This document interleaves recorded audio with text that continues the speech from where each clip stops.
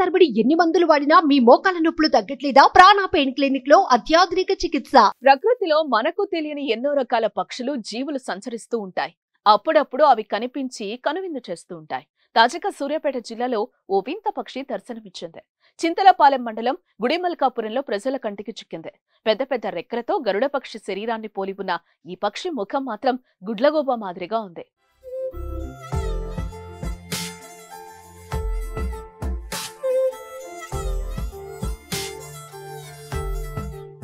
కాలిగోర్లు చాలా పొడవుగా బలంగా ఉన్నాయి.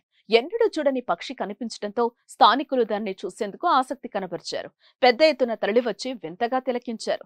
ప్రజల అలికిడితో అది తిరిగి వెళ్తుందని భావించారు. కానీ దాని రెక్కలు విరిగిపోవడంతో పూర్తిగా కదలలేని స్థితిలో ఉండిపోయింది. దీంతో గ్రామస్తులు వెటర్నరీ డాక్టర్ వద్దకు తీసుకెళ్లి ప్రాథమిక చికిత్స అందించారు. అనంతరం వన్యప్రాణ సంరక్షణ ఆఫీసర్ అనిల్ కుమార్ అప్పగించారు. ఈ పక్షికి సంబంధించిన వీడియోలు సోషల్ మీడియాలో వైరల్ అవుతున్నాయి.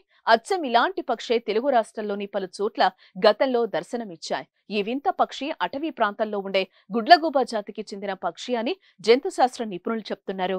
ఇవి రాత్రి సమయంలో మాత్రమే సంచరిస్తూ చిన్న జాతి పక్షులు, పాములు వంటి వాటిని ఆహారంగా తీసుకుంటాయని చెప్తున్నారు.